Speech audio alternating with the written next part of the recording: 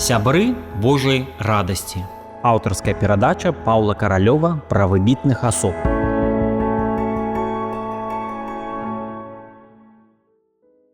Пра гэтага чалавека кажуць, што ён чалавек рэлігійнага пошуку.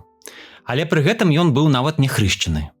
Пра гэтага чалавека кажуць, што ён песняр беларускага духу і надзвычай папулярны пісьменнік сярод нават беларускага святарства. Але пры гэтым адзначым, што сам ён пра сябе казаў, што я недаверак, а людзі нават, даследчыкі кажуць, што фактычна можна лічыць яго атэістам.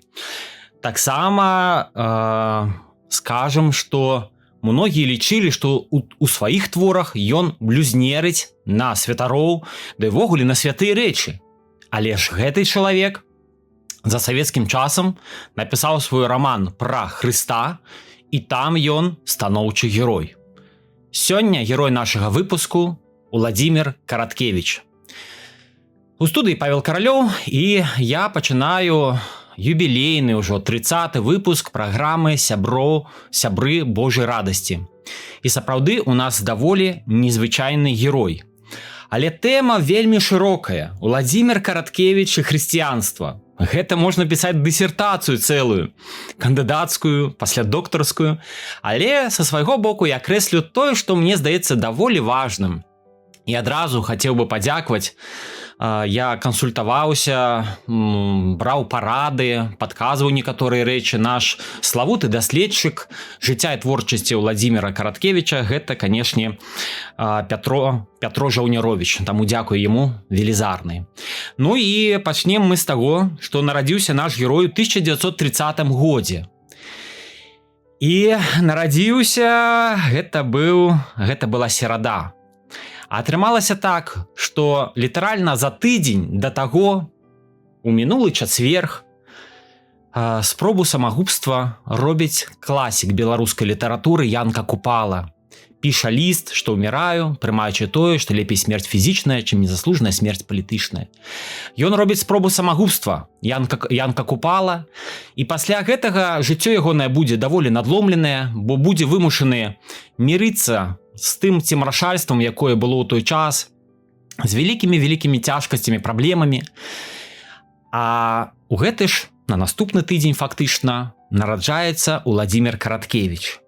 І час 1930 год, гэта час вельмі непросты.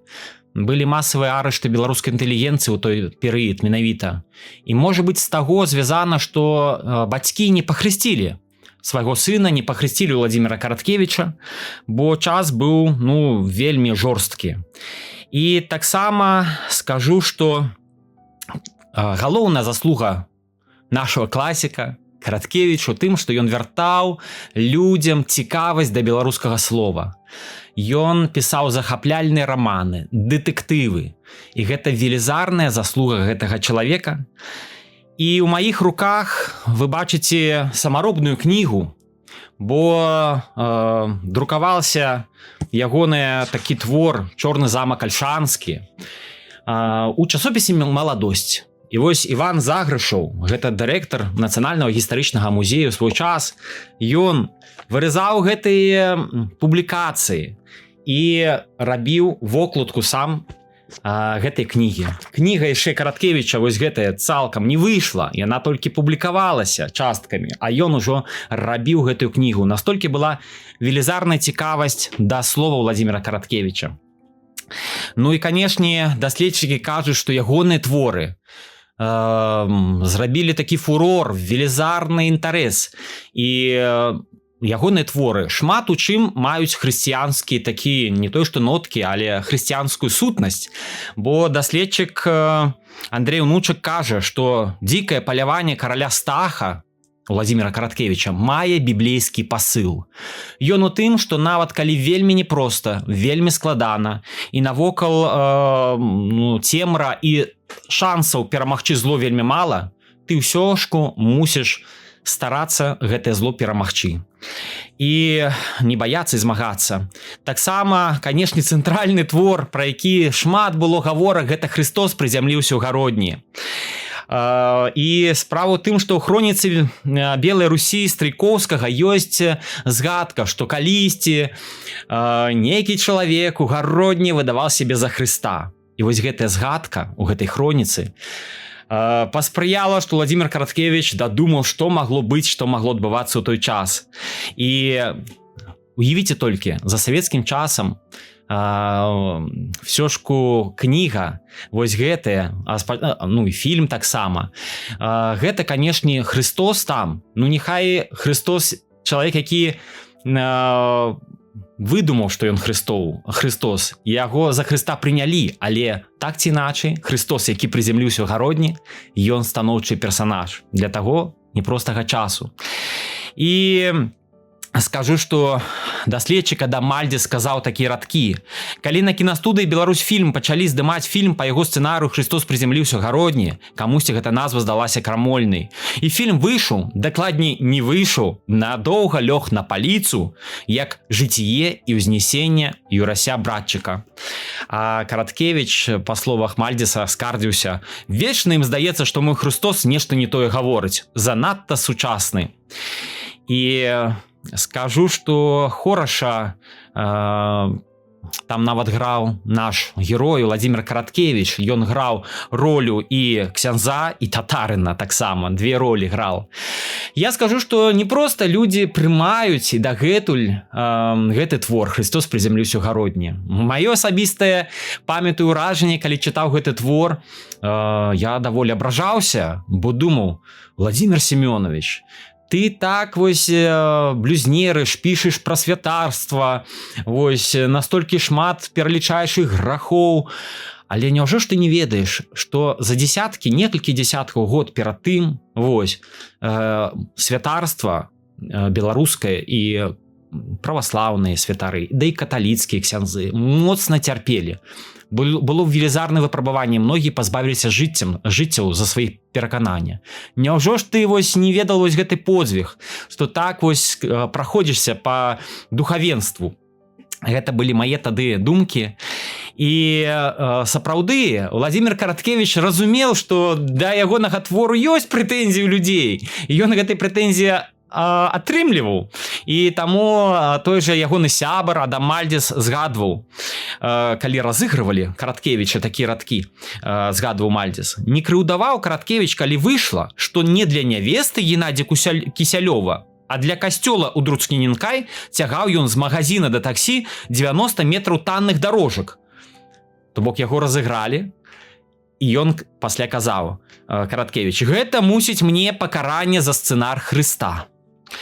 І скажу, што гэтай кнігі чыталі многія, царкоўныя дзеячы чытаюць, і сярод іх быў таксама архіепіскап, пасля мітрапаліт мінскі, беларускі Антоній Мельнікаў, такі даволі выдатны, вядомы святар, ну і нават сапраўды мітрапаліт. І калі гэты чалавек прачытаў гэты твор, ён патэлефанаваў таму ж Адаму Мальдзесу, з якім меў ужо кантакт, вось пра розныя старажытнасці яны размаўлялі. Той падумаў, што яго разыгрываюць, што наўрад ці гэта вось архіепіскап яму тэлефануе. Але там адбылося так, што вас у слухалку кажа: вас турбуе архіепіскап мінскі беларускі Антоній. Адам Іосифович, я чуў, наслышан, што ў ліку вашых сяброў ёсць Владзімір Семёнович Караткевіч. І ён запрасіў і Мальдзеса, і Караткевіча на такую сустрэчу, бо зрабіў выставу беларускай вышыўкі, ткацтва і хацеў паказаць нашым героям. І Мальдзес кажа Караткевічу: ну як, пойдзем? Той адказвае: ой, не ў выстаўцы тут уся штука. А ў чым жа? І Караткевіч кажа: у рамане «Христос прызямліўся ў гародні». У гэтым справа. Зойдзем мы на падвор'е, там выбегуць служкі, пакладуць мяне гэтак мякенька на зямлю і стануць секчы розгамі, прыгаворваючы: не пішы блюзнерскіх раманаў. Тады не пойдзем, кажа Адам Мальдзес. Не, пойдзем, цікава ж, кажа Караткевіч. І калі яны сустрэліся, то то вось гэты Антоній, архіепіскап, кажа, што я недавно быў у Галандыі на такім з'ездзе Сусветнага савета хрысціянскіх цэркваў, і швейцарскі архіепіскап у меня запытваецца, ці пішуцца ў Беларусі гістарычныя раманы. Той кажа, ну так, пішуцца, Владзімір Караткевіч піша. Той гэты архіепіскап кажа, ён піша блюзнерскія раманы. І на тое архіепіскап наш, мінскі, беларускі Антоній кажа, Караткевіч піша, Караткевіча турбуюць не столькі пытання рэлігіі і атэізму, колькі пытанні чалавечай асобы, яе адказнасці перад гісторыяй. І запытваецца ў Караткевіча архіепіскап Антоній, ці правільна я гэта сказаў, Владзімір Семёнович, ці правільна я вот патлумачыў гэту думку. І той Караткевіч кажа, ну вядома ж, не быў бы я мастаком, калі пісаў голыя агіткі. Мяне сапраўды куды больш хвалюе, што такое чалавек, і чаму ён можа мець уладу, я цытую, над іншым чалавекам, чым розныя там канфесіянальныя праблемы. З-за гэтых праблем у гісторыі майго народа было столькі войнаў, столькі трагедыяў. Сёння я, так бы мовіць, недаверак. Але калі б гэта было трэба для прымірэння варожых канфесій, то я, праваслаўны па сям'і, згадзіўся прыняць каталіцкае хрышчэнне. Ці яшчэ якое? Чалавек павінен стаяць вышэй канфесійных звадак. І архіепіскап Антоній кажа, у гэтым сэнсе плённыя сёння ідэі, ну вот гэтым думкам сугучныя ідэі ранняга хрысціянства. І яны пазнаёміліся, не было ніякай канфрантацыі, не было канфлікту. Яны пасябравалі, архіепіскап Антоній, Владзімір Караткевіч. Калі Караткевіч хварэў, то архіепіскап тэлефанаваў, даведваўся пра здароўе таго, як і што. Таксама скажу, што яны ліставаліся і далей. Ну і апроч іншага, прыгадаем, што архіепіскап Антоній, а пасля мітрапаліт, ён же пераязджае ў Ленінград тагачасны і становіцца мітрапалітам ленінградскім і наўгародскім. Але перапіска, найверагодней, яна там працягвалася таксама. І сярод іншага трэба сказаць, што мітрапаліт Антоній дасылае Караткевічу Біблію. У свой час вот так даволі тактоўна, мудра рабіў вось гэты мітрапаліт Антоній. Прыгадаем яго такім добрым словам. Ну і часам згадвалі, што Караткевіч прыходзіў вось да мітрапаліта, пакуль той яшчэ быў у Мінску, запытваўся заступаўся за некаторых святароў, калі ім трэба было дапамога якаясьці, такі прыдняпроўскіх сваіх святароў з той мясцовасці, адкуль ён сам родам, Караткевіч. Таксама удакладняў ты ці іншыя царкоўныя святы, калі запытваўся пра некаторых святых, адбываўся такі дыялог. І вельмі сімвалічна, што ў творы «Ладдзя роспачы», напэўна, найвялікшым Караткевіч лічыў сваім адным з самых лепшых твораў, менавіта «Ладдзя роспачы», то на завяршэнні, на рукапісе, які ў свой час быў нанова адшуканы, рукапіс «Ладдзі роспачы», ён завяршае так. 2 жніўня 64 года Рагачоў Іллін дзень, прарока Іллі, Іллін дзень, дождж вечар. Але мы ведаем, што зазвычай зараз, калі дзесьці друкуецца вось гэтая «Ладдзя роспачы», згадка пра прарока Іллю там у канцы, што ў гэты дзень быў напісаны, завершаны, не даецца, проста дата.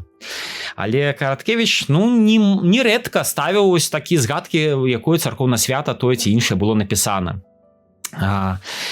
Я ўжо згадваў, як мітрапаліт Антоній даслаў Біблію Караткевічу. На той час гэта ж рэдкасць. У той перыяд ёсць такі дакумент, які кажа, што дакумент ад кінастудыі, вы бачыце выяву гэтую, ад кінастудыі Беларусьфільма на імя упаўнаважанага Савета па справах рэлігіі пры Савеце міністраў СССР па БССР. Там такія радкі. В связи с постановкой художественного фильма «Христос приземлился в Гродно» киностудия «Беларусьфильм» просит выдать на временное пользование Библию. Возврат гарантируем. Вот так вот на той час Библия, велизарная редкость, Слово Божие было мало доступно для жыхароў. І наш герой Владзімір Караткевіч сустракаўся з мітрапалітам Філарэтам Вахрамеевым, даволі вядомым чалавекам, які на той час пачаў служэнне ў Беларусі. І падарыў яму і сваю таксама кніжку. І на гэтай кніжцы Філарэту, мітрапаліту Філарэту, ён пакідае свой аўтограф Караткевіч і тлумачыць, там такія радкі. 1979 год. Плоха та книга, которая не говорит сама за себя и требует объяснений. И все же одно объяснение я попробую сделать во избежание непринятия. Потому что уже несколько раз люди, мнение которых я уважаю, корили меня за дикие характеры, странные, неприемлемые положения, высказывания, вышедшие скорее из пасти бестии, чем из уст человека, взгляды, которые могли бы исповедовать волк или обезьяна, но никак не двуногая, наделенная терпимостью и душою. И он кажет, что, к сожалению, автор также мало ответственен за своих героев, как судьба за живых людей, которых она голыми пустила в этот лучший мир. Единственная защита автора слова – слова. Защита автора – слова. Они уже не зависят от моей воли, они самостоятельны. Если я хочу заставить их делать что-то, я чувствую, что начинаю лгать. Что делать, они такие и были. И вот после пиша: так примите, уважаемый Кирилл Варфоломеевич, этот маленький осколок большого белорусского зеркала, Владимир Караткевич. И он казал, что он сапраўды адчуваў, што гэтыя людзі маглі так себе паводзіць. І сапраўды так бывае, што нам здаецца, што ўсё было хораша, гладка, прыгожа, але ў нашай гісторыі хапала самых розных і непростых момантаў. І свайму сябру, вось такому прафесору Кракаўскага універсітэта Здзіславу Нядзелі Караткевич піша ў лісце: «Одного не понял ты, что люди милы нам именно за их небольшие несовершенства. Нельзя себе представить полностью совершенного существа, это было бы чудовищно. Позволю себе небольшое кощунство, но, по-моему, верующий христианин и Христа любит за человеческую сторону его сущности. За несовершенство, за то, что в Бетлееме обиделся на жителей и не сотворил там многочисленных чудес». И Караткевич цитуе, откуль это, Матфея 13:58. «За минуту слабости перед смертью», так само на Матфея 27:46. «И правильно, иначе какое же понимание, снисходительность, любовь, а без них вера гроша ломаного не стоит». И про свой найгалоўны твор «Каласы под серпом твоим» Владимир Караткевич таму ж сябру Здзіславу Нядзелі пиша: «Рад, что тебе понравились колосы. Пусть тебя не шокируют в них некоторые вещи. Люди в романе, если это роман, должны действовать, как и люди в жизни, ругаться, влюбляться, отходить в безверие и хулить то, что недостаточно хулы, то, что недостойно хулы, и ругать доброе от непонимания, незнания и глупости, и приходить к правде. Это жизнь в натуре и жизнь в книге. А если приходят подогнанные под схему характеры, это конец. Люди, они разные. И если кто-то там бросает топор в икону, а кто-то ругает поляков, это не должно смущать тебя ни как верующего, ни как поляка». Ну, бо сябар вот был менавіта в Польше, жил. Такие вот про такие жорсткія эпохи пісаў Владимир Караткевич, і ён маў пэўна на гэта права. А адкуль жа ввогуле зацікаўленасць Караткевичам Христом? Ён згадваў, што ў ягоным дзяцінстве ягоная няня была каталічка, вось, і гаварыла чысцютка па-беларуску, а пасля яды вучыла складваць ручкі і дзякаваць: «Ацю, боженька». І ацю, найверагодна, гэта з літоўскага ачу, дзякуй. Мы адкуль яшчэ зацікаўленасць вот такой тэмы хрысціянства, так ці іначай, вось гэтымі вобразамі, сімволікай пэўнай. Бо ён у маладосці вучыўся ж у Кіеве, у Кіевскім універсітэце, і нават пэўны час праводзіў экскурсіі ў Сафійскім саборы ў Кіеве. Ну і мне ўдалося некаторыя такія радкі, дзе ёсць хрысціянскія матывы ягоныя, вось сказаць, ну, некаторыя цытаты наступныя. «А мы цягнем свой крыж штодзённы». Яшчэ цытата: «Стагоддзе нарадзілі, стагоддзе стерлі. Засталося адно тое, што не тлее і не гарыць – слова. Слова больш даўгавечная рэч, чым муры і мячы. Яны гінуць, слова жыве. Нават калі вялікія сталіцы засынаюць на грані небыцця, гэта трэба добра помніць усім». Яшчэ цытата: «І не верыцца ў смерць, у тое, што ўсё мае пачатак і канец. Не верыцца ў смерць». Яшчэ цытата: «Чалавек, які робіць крыўду другому, у рэшце рэшт крыўдзіць себе». Такая самая іншая цытата: «Вечна тваім застанецца толькі тое, што ты аддаў». І яшчэ радкі: «Дзеці, усмешка Божая». Трэба сказаць, што Владимир Караткевич па-іншаму глядзеў, у той час, як іншыя меркавалі, глядзеў на хрышчэнне, увогуле хрышчэнне нашага краю. Ён казаў: усе мы пайшлі адсюль, кажучы пра Кіеў, каля помніка князю Владзіміру. Усе на 3 нашы літаратуры, прыйдзе час, і мы па-іншаму глянем на хрышчэнне. І, канешне, скажу, што Караткевич сустракаўся з вядомымі святарамі. А з якімі святарамі? Сустракаўся Владимир Караткевич, канешне, з вядомым ксяндзом Уладзіславам Чарняўскім і пакінуў на сваёй кнізе наступны аўтограф да вядомага святара. Зачытаем яго. Дарагому пану Уладзіславу Чарняўскаму на знак добрай памяці, якую ён пакінуў у сэрцах многіх прыемных для мяне людзей, і на знак нашага з ім знаёмства ад усяго сэрца. Владимир Караткевич, 1969 год. Я скажу, што пра нашага ксяндза Уладзіслава Чарняўскага ёсць асобны выпуск, паглядзіце яго, я думаю, вам будзе вельмі цікава. Таксама скажу, што ён быў знаёмы са славутым святаром у Нясвіжы, гэта Гжегаш Каласоўскі. І ён, фактычна, паўстагоддзя, нават крыху больш, працаваў у Нясвіжы. Гэты выдатны святар. І Караткевич з ім быў знаёмы, угаворваў яго пусціць, паглядзець труны, саркафагі, дзе пахаваны радзівілы пад касцёлам Божага цела ў Нясвіжы. І таксама прыгадаем, што адзін з аўтографаў мае такі сапраўды хрысціянскі змест. Ён піша: «Дарагому Саню Шлегу, брату у Хрысце, Беларусі і ўсім лепшым на свеце. Владимир Караткевич, 1969 год». Я скажу, што наш класік Владимир Караткевич заступаўся за многіх нашых гістарычных герояў. Ён заступаўся за помнікі таксама. Ён заступаўся за радзівілаў, бо пра радзівілы казалі зазвычай толькі анекдоты. А ён прыгадваў, што яны выпускалі Брэсцкую Біблію, Мікалай Радзівіл Чорны, яшчэ у 16 стагоддзі. Ён згадваў князя Канстанціна Астрожскага, пра тое, што храмы будаваў. Давайте паглядзім гэты фрагмент, дзе ён заступаецца за нашых даволі велічных герояў. Вы ведаеце, што такое рады Радзівілаў, Астрожскіх, Вішнявецкіх. Гэта былі буйнейшыя магнаты. У Радзівілаў, напрыклад, было звыш 5 мільёнаў дзесяцін зямлі. Людзі з неабмежаванай уладай. Нехта з Радзівілаў, калі яму прапанавалі трон, сказаў: «На што мне быць каралём? Я ёсць Радзівіл». Гэта людзі, якія на працягу ўсяго сярэдневякоўя вяршылі палітыку вялікага княства літоўскага, а гэта значыць і Беларусі, і Рэчы Паспалітай. І чамусьці людзі ўспамінаюць зараз пра іх толькі анекдоты, як адзін пасыпаў дарогу соллю і сярод лета ездзіў на санках па этой дарозе на мядзведзях. Успамінаюць іхнія самадурствы, капрызы. Гэта было, вядома, ад неабмежаванай улады.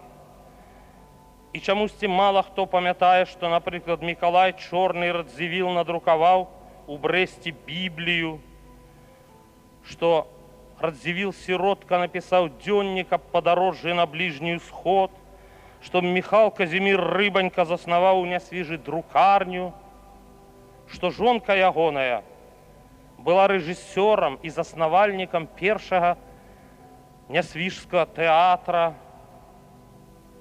што астрожскія, напрыклад, будавалі цэрквы, падтрымлівалі брацтвы, развівалі пісьменства на Ўкраіне і Беларусі, заснавалі школы ў Слуцку, Тураве, Уладзіміры Суздальскім, друкарню ў Астрозе. Таму мы не павінны глядзець на гэтых людзей толькі праз чорныя акуляры, як і не павінны глядзець на іх толькі праз акуляры светлыя. Каго яшчэ прыгадваў Владимир Караткевич? Ён прыгадваў і вельмі шанаваў Кірылы Тураўскага, якога назваў другога Златавуста. Яго так сапраўды называюць, гэтага славутага святара. Называў вялікі Кірыла і ведаў на памяць ягоныя радкі. Владимир Караткевич прыгадваў такое, сваім в адным з такіх зацімак пра падарожжа на Палесе. Ён казаў: «Я стаяў ля борта, такого корабля, і ўспамінаў слова вялікага Кірылы, якія не пастарэлі за 800 з лішнім гадоў. Скажем, што Владзімір Караткевіч заступаўся таксама і за ордэн езуітаў нават. Бо пра той ордэн у той час у СССР казалі зазвычай толькі кепскае, а ён казаў, што езуіты гэта былі лепшымі выкладчыкамі і шмат што таксама важнага і добрага рабілі, карыснага. Ён казаў, што пра гэта нельга забывацца. Скажем, што Владзімір Караткевіч нават маляваў паштоўкі, прычым калядныя паштоўкі і велікодныя, і адпраўляў сваім сябрам. Ён і святкаваў гэтыя святы, але нават фарбаваў яйкі, але ў нейкім сэнсе гэта, канешне, была даніна традыцыі, чым вось непасрэдна такім вялікім перакананням. Вось, это была больш даніна традыцыі. У мяне ёсць такое меню на Вялікдзень 18 красавіка 1982 года Владзіміра Караткевіча. Што ён планаваў, як добра падсвяткаваць? Фарбаванкі, яйкі на Вялікдзень. Студзіна з хрэнам, студзіна без хрэна, хрэн без студзіны. Вось. І вельмі смешныя такія меню, вы можете просто пачытаць іх, сапраўды вельмі мілыя. У тым ліку сыр хатні з радзімы Янкі Купалы там ёсць. Даволі такое зялёны гарошак па-зайчаму. Вось. Фірменная Валі Барадулінай. Шыкоўныя такія меню на Вялікдзень. Што яшчэ скажам? Адзначым тое, што Владзімір Караткевіч спяваў нават на клірасе Калужскай царквы. І найверагодна ведаў, ёсць такія згадкі, што ведаў песні ад свайго дзеда Васіля. І гэтай песні нават занатову запісваў. І ці не тая песня, вось у славутым творы «Ладдзя роспачы», дзе спявае сам Владзімір Караткевіч, такі рэлігійны спеў. Давайте яго паслухаем зараз. Твердыня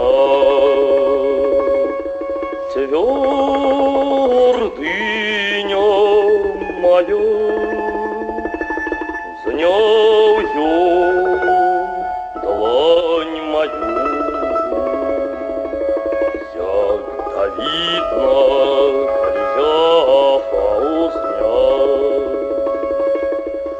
Я и львица стоят, и як лев узнимается, Пан Бог над нами, с нами в гневе наш народ.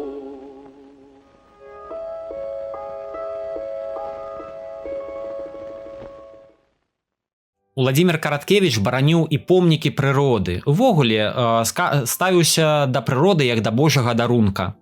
І у сваіх зацімках пра вандроўках па Палесю ён пакінуў такія радочкі.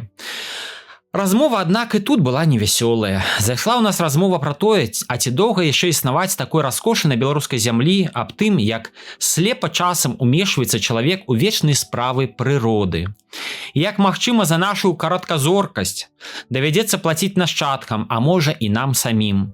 Запраграмаваным калісьці для святла сонца, чыстай зелені і чыстай вады, і не для таго, каб разбураць і нішчыць прыроду, не дзеля таго, каб за чалавекам заставалася пустыня, а для таго, каб памятаць, чалавек толькі невялікая частка цэлага, імя якому жыццё. І, канешне, асуджаў ён асушэнне, бяздумнае асушэнне балот, якія былі, многае такое стаўленне да прыроды. Лічыў, што лепш не кранаць прыроду, або вельмі-вельмі асцярожна, вельмі далікатна. І за такія думкі ў той час Караткевіч зведаў крытыку. Ягоныя гэтыя зацімкі, скажем так, вельмі востра рэагавалі людзі, ад якіх гэтыя працэсы, якія яны думалі, што трэба мяняць і прыроду. Всё падпарадкоўваецца чалавеку, чалавек кароль усяго. І Владзімір Караткевіч лічыў некаторыя мясціны Беларусі сапраўдным эдэмам, асабліва Палессе, і лічыў, што яшчэ такім эдэмам яго трэба ствараць. І калі Янку Купалу сніліся сны аб Беларусі у славутым вершы, то Владзімір Караткевіч так вось казаў пра свае сны. Гэта пра раку Прыпяць. І я сню яе у галоўным такой, як зараз, з пышнымі дубовымі гаямі над вусцем Случы, са смолкамі, смалянкамі на сытых паплавах, з дробнымі ліловымі званочкамі цыганамі. Нібы мільёны табараў сышліся на адным лузе, і я сню яе прыўкраснай. І, канечне, калі ён вандраваў па Беларусі, ён дазнаваўся помнікі архітэктуры, і яго вельмі ўразіл Давыд-гарадок, старажытная такая царква там ёсць, ажно 18 стагоддзя, даследчыкі мяркуюць, што 1724 года. І Караткевіч пісаў: «Я сам убачыў, што ёй не менш як 200 гадоў, трохзрубная, з 3 шатрамі даху, уся ў зарасцях, без увішняку. Была яна дзіва». Таксама уразіўся іканастасам гэтай царквы. Адвечная жаноцкасць маці і адвечная туга за людзей – гэта здорава. Гэтыя твары, гэтыя рукі, гэтую вялікую цішыню і вялікі спакой закінутага будынка, гэтую драму і пыльнае сонца немагчыма забыць. І вельмі важныя радочкі наш Владзімір Караткевіч напісаў нашаму мастаку Міколу Купаву у сваім такой паштоўцы. Там такія радочкі. Не разумею многіх нашых мастакоў. Карпаты, Крым, Карэлія, Каўказ, што яны малююць, часта выязджаюць. І гэта трэба. Але маскоўскія знаўцы, гледзячы на палескія драўляныя храмы ці на храмы крэпасці, глядзелі на фота і слайдах, за галаву браліся ад здзіўлення, здзіўляліся і іконам, што зводаўцы звезлі для будучага акадэмічнага музея. Зводаўцы – гэта людзі, якія рыхтавалі ў Акадэміі навук выдатныя тамы, кнігі, звод помнікаў гісторыі і культуры. Гэтыя тамы за савецкім часам адкрывалі людзям вочы на тое, што які багатыя помнікі, наколькі шмат усяго ёсць, якія цудоўныя цэрквы, храмы, розныя помнікі. І адну з гэтых, скажам, велізарную працу у справе стварэння гэтых тамоў адыграла жонка нашага героя, жонка Владзіміра Караткевіча, Валянціна. І на ёй трымалася вельмі многа. І калі б не яна, то многія помнікі, пэўна, што і былі б разбураны і не ўвайшлі вось такі ў спіс каштоўнасцяў, якія тады мусілі падлягаць пэўнай ахове. І сапраўды Владзімір Караткевіч вельмі моцна перажываў за помнікі архітэктуры. Канешне, ён мог бы перажываць не толькі за храмы, не толькі за цэрквы, касцёлы. Ён также перажываў і за любыя помнікі, также мог бараніць замкі, да прыкладу. Але нам все ж важна, што ў той час, калі ў 1960-х, 70-х гадах храмы, на жаль, зносіліся, у розных вялікіх, малых гарадах, мястэчках, вёсачках, час атэізму быў, а ён заступаўся за гэтай святыні. Нам гэта важна памятаць. Ну і таксама прыгадаем, што ён казаў пра Кіеў, пра Успенскі сабор у Лаўры, і казаў, што у той час трапезная Лаўры была заліта нейкай фіялетава-бардовай вадкасцю, як сумесю марганцоўкі з крывёю. Караткевічу так было балюча на гэта глядзець. І ён пасля і не ведаў, ці адрэстаўравалі тыя роспісы, ці не. Ён баяўся туды заходзіць, у тое месца, бо мог зразумець, што раптам там это все было так жа і знішчана. І тады наш класік казаў, а тады нават у падлетка было адчуванне, што гэта асабіста цябе пакрыўдзілі. І плакала душа. Ён выступаў, наш Караткевіч, у абарону помнікаў Пінска, у абарону езуіцкага калегіума, які ў цэнтры горада, выступаў у абарону касцёла ордэна камуністаў. Быў такі ордэн, сапраўды, дзе все было агульнае. Гэта касцёл святого Караля Барамея. І шыкоўны храм 18 стагоддзя збярогся ў Пінску. І так хораша пісаў наш класік. Трэба зберагчы гэтую барокавую цацачку, якой мог бы ганарыцца любы горад Еўропы. Цацачку, на якой таксама няма дошкі, няма ахоўных дошак. Пра гэта таксама перажываў наш класік. Ён быў уражаны пінскім катэдральным касцёлам. і казаў, што гэта адзін з лепшых будынкаў, якія мне даводзілася бачыць у Беларусі.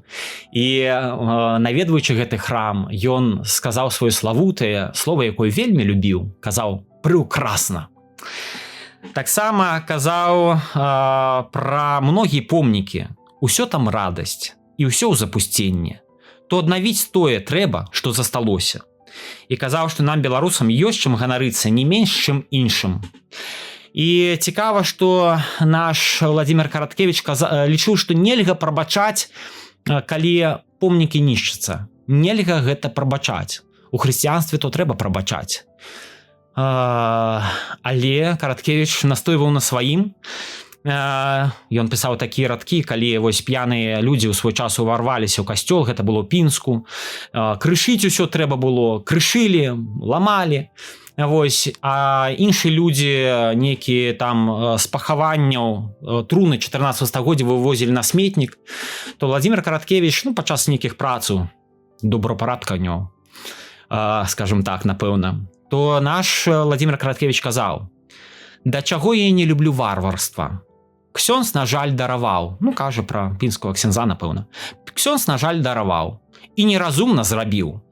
Я б не дараваў ні завошта. Не таму, што такія ўжо крыважэрныя, а таму, што быў бы урок на будучае іншым. Таму што разьба, разбёныя алтары 16-18 стагоддзя не толькі стварэнне рук нашых продкаў, а і проста дзіва рук чалавечых, якое належыць не толькі нам. І не на ачах ці маршальства ўзнялі гэтыя два хуліганы свае кіі, а на годнасць народную, на яго мастацтва, на ягоную гісторыю і павагу да мудрасці продкаў». Канешне, такія радочкі вельмі моцныя, смелыя, за гэта велізарная павага нашаму класіку. І у Пінск настолькі ён быў зачараваны гэтым горадам, кафедральным касцёлам пінскім. А все чаму? Таму што ён сустрэўся таксама з вядомым святаром, з выдатным святаром Казімірам Свёнтакам. Ён некалькі разоў з ім сустракаўся. Свёнтак праводзіў яму экскурсію па храму. І так вось Владзімір Караткевіч казаў пра Свёнтака. Это пасля ж ён будзе кардыналам, а на той час гэта быў звычайны святар, які служыў у пінскай катедры. Вот так казаў Караткевіч. Добры пра Свёнтака, добры знаўца муроў і ўвогуле старажытнага Пінска і піншчыны, сіваваты ўжо харошы чалавек з усмешлівым і разумным абліччам Казімір Свёнтак. Па-сапраўднаму здзіўлялі ягоны веды, памяркоўнасць і шырокі падыход да з'яву жыцця. Пра помнік, пра кожную скульптуру ён мог гаварыць гадзінамі, і ўсё гэта было цікава і з веданнем справы. Цікавыя факты распавядаў Караткевіч пра Свёнтака, што той лічыў анёлаў у касцёле, налічыў, збіўся і сказаў, што гэтых скульптураў у касцёле 75 з гакам. Так Караткевіч назваў свой раздзел. Вось гэтых нарысаў пра падарожжа. Караткевіч уразіла, што Свёнтак здатны быў цэлую ноч нерухома праляжаць у лесе, толькі каб запісаць на магнітафон такавання глушцоў. Ну і, канешне, невыпадкова у Караткевіча ёсць выдатныя радкі, вершы, які так і называецца «Амаль хрысціянскі тост за ворагаў». Там такія радочкі. «І таму давайце за ворагаў піць, і за імя сатканую сеть, бо ім не дадзена нас полюбіць, і не дадзена нас зразумець. Боже, дай ім даўжэй пражыць. Хай спаўна адтрубяць свой час, хай да самай апошняй нашай мяжы будуць яны ў нас. Боже, ты скінуў ім нам як дары, і мы славім мудрасць тваю, бо яны нас будуць яшчэ на зары і рана заснуць не даюць». І ввогуле Караткевіч адстойваў такую пазіцыю, ён быў смелым чалавекам. І каласы пад сярпом тваім не хацеў выдаваць сам выдатам, а хацеў, каб яны выйшлі кнігай належнай. А чаму так? Таму што ён казаў, што вялікую і святую справу трэба рабіць з адкрытым забралам. І вельмі важны момант адбыліся, калі была пастаноўка да юбілею 1000-годдзя Віцебска, называецца «Званы Віцебска». Караткевіч напісаў такі сцэнарый, твор, вось, і рэжысёр Валерый Мазынскі мусіў ставіць. Але Валерый Мазынскі дадаваў многія рэчы ад сябе, тое, што не было ў Караткевіча. І таму Караткевіч абураўся і пісаў: «Я не збіраўся ваяваць ні з Ватыканам, ні з маскоўскай патрыархіі. Мэта п'есы ў іншым. Я ніколі не падаў да такой лобавай агітацыі і з Божай дапамогай не ўпаду. І Адамальдзе, сябра Караткевіча, казаў: «Аднойчы Мазынскага нават у хату сваю Караткевіч не пусціў, толькі праз дзверы сказаў: выкінь, я не хачу узбуджаць ранейшыя сваркі паміж народамі. Не з Ватыканам, не з папам рымскім ваюю я ў п'есе, а з нецярпімасцю людскою. Лухта нібы я напісаў пра падзеі 300 даўнасці. Усё гэта аб нецярпімасці сягонняшняй. Концевіча я імкнуўся зрабіць асобы моцныя і трагічныя. Забілі яго, калі стаў нешта разумець, мог дамовіцца з людзьмі». І, канешне, я скажу, што вельмі ён любіў месца на Астравеччыне, дзе быў такі маёнтачак Анелін. Анялін часам кажуць, Анелін. І там стаяў старажытны крыж, і нібыта там адбываліся падзеі 1863 года. І ёсць цікавыя згадкі, да і фота, здаецца, калі Владзімір Караткевіч каля гэтага крыжа. На жаль, гэты крыж не збярогся да нашага часу, кажуць, што ён ужо знік, месца ўжо без яго. Было б хораша аднавіць гэты крыж у гэтым старым маёнтачку на Астравеччыне. І, канешне, Владзімір Караткевіч казаў так же, як Христос казаў, рэчы нестандартныя, вось, тое, што не прыходзіла на розум нават. І перамагаў Христос смерць, так і галоўны герой ладзі роспачы Гервасій Валіваха таксама перамагае смерць. І такія радочкі ёсць у Караткевіча. Рабі нечакана, рабі, як не бывае, рабі, як ніхто не робіць, і тады пераможаш. Нават калі ты слабы, як камар пасярод варожага мора, таму што толькі дурні разважаюць заўсёды па правілах здаровага сэнсу. Таму што чалавек толькі тады, чалавек, калі ён дзёрзка рве панылае наканаванне і плюе на спрадвечны закон. Владзімір Караткевіч, скажем, чалавек, который нават настолькі востра ўспрымаў балюча, калі святыні нашы разбураныя ці разбураліся, што ёсць згадкі, што як бы людзі распавядаюць, што ён, той, хто адстойваў такія разбурэння, ён мог нават ледзь не пабіцца, а можа і пабіцца фактычна з гэтымі людзьмі, настолькі яму кранала, што нельга нішчыць помнікі і гісторыю, бо той, хто нішчыць помнікі, гісторыю, то нішчыць сам сябе, ён казаў. І 25 ліпеня 1984 года памірае Владзімір Караткевіча. Владзімір Караткевіч. Хочется прачытаць ягоны верш. «Бог пайшоў, жыццё ідзе пад кручу, але ідзі і не губляй спакой. Ёсць замест прыватнай неўміручасці бессмяротнасць нацыі тваёй. Ты памрэш, але ў бязмежным свеце будуць працвітаць твой люд і край. Вер, што ў гэтым, вер, што толькі ў гэтым. Шчасце пасмяротнае і рай». І завяршыць гэты выпуск хацелася б тым, што згадаць, што магіла Владзіміра Караткевіча на ўсходніх могілках Мінска каля Барысаўскага тракта, яна ў выглядзе ж крыжа. Нехрышчоны чалавек, але які фактычна многія лічаць, што ягонай рэлігіі была менавіта Беларусь. Але Беларусь з ейнымі помнікамі, з ейнай гісторыяй, і ў тым ліку з ейнай хрысціянскай гісторыі. Таму так сімвалічна, што магіла Владзіміра Караткевіча, там вот гэтая пліта, таксама ёсць сімволіка крыжа. І завяршыць хочацца вершам, некаторымі радкамі верша «На Беларусі Бог жыве». У той час атэізму ён напісаў гэты верш. «На Беларусі Бог жыве, так кажа мой просты народ. Тую праўду сцвярджае раса ў траве і адвечны зор карагод. Тую праўду сцвярджаю партасць хваль, і продкаў запавет, і мовы залатая сталь, і нашых дум сусвет». Яшчэ некаторыя радкі. «Гэты край раскрытых душ і дзвярэй, гэты край твой дом і сабор. У нас 20 з лішнім тысяч рэк, 11 тысяч азёр». Яшчэ радочкі. «І тая памяць жыве не ў царкве, а ў кожнай жыве галаве. На Беларусі Бог жыве. І хай сабе жыве.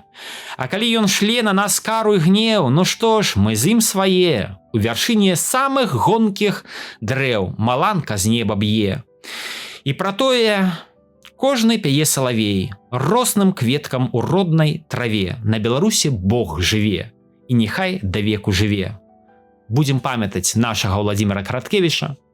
Ягоны подзвіг, ягонае служэнне роднай зямлі. Будзем шанаваць і чытаць ягоныя творы. Дзякуй вялікі, з Богам, да пабачэння. Няўжо вы думаеце, што я быў бы чагосьці варты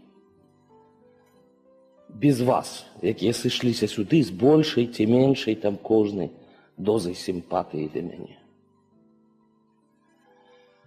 мабыць, нічога не быў бы варты. Без вас, дарагія. Без зямлі беларускай вялікай. Без вялікага беларускага народа. Без вялікай беларускай мовы. І таму дзякую вам за тое, што вы ёсць. Дзякуй зямлі беларускай за тое, што я еў яе хлеб, чорны, піў яе смачную ваду, дыхаў яе паветрам, паціскаў самыя верныя на свеце мужчынскія рукі ў дружбе, рукі нашых мужчын, і зрэдку шанцавала мне і цалаваць рукі самых мілых істот на свеце, нашых жанчын. Дзякую вам, людзі. Яшчэ раз, 1000 раз дзякую вам. Без вас я нішто.